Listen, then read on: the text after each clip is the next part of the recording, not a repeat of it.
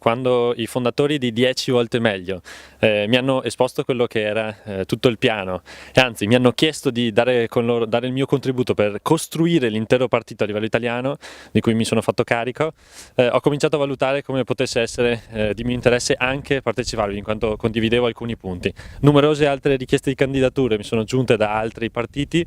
ma poi al termine di questa costruzione del partito e nel credo che appunto vedevo sia da parte dei fondatori che da parte mia e delle altre persone, ho deciso di mettermi in primo gioco e portare quello che è l'innovazione e la competenza anche nel territorio mio di appartenenza, che è il territorio veneto. Riportare quello che è competenze e innovazione, intesa come futuro e elementi appunto di tecnologie emergenti che in questo momento non sono utilizzate, di cui non si parla e di cui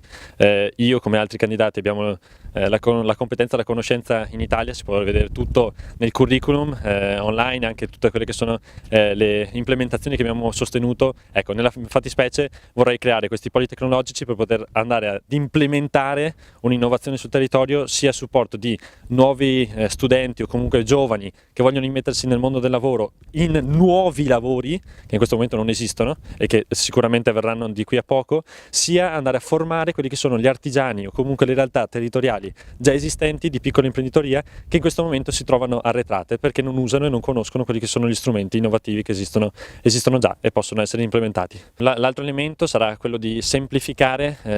quelli che sono dei processi burocratici, inserendo quelli che sono dinamiche tipiche appunto della digitalizzazione che permettono una semplificazione, uno snellimento di tutto l'apparato, così anche come una riduzione di quelle che sono pratiche di assunzione tipiche, ormai divenute tipiche, di cui c'è un abuso, come quello dello stage, appunto, portando invece a uno sviluppo concreto del mondo lavorativo, che in questo momento è bloccato, si è arretrato. Sono qui esattamente per questo. In questo momento da 30 anni abbiamo avuto alternanze di classi politiche che hanno dimostrato come non siano state capaci di sostenere quello che è uno sviluppo economico del paese. Abbiamo bisogno in questo momento di un cambio in termini di innovazione con competenze, e questa è la chiave fondamentale, e questo è il motivo per cui da 2 mesi a questa parte ci siamo messi in gioco imprenditori, manager di multinazionali e docenti universitari con grosse competenze messe a disposizione appunto dell'Italia e del Veneto nello specifico. Quindi assolutamente sì, Lorenzo Polentes, candidato per il collegio di Conegliano nello specifico, ma qui per il Veneto. 10 volte meglio è la soluzione.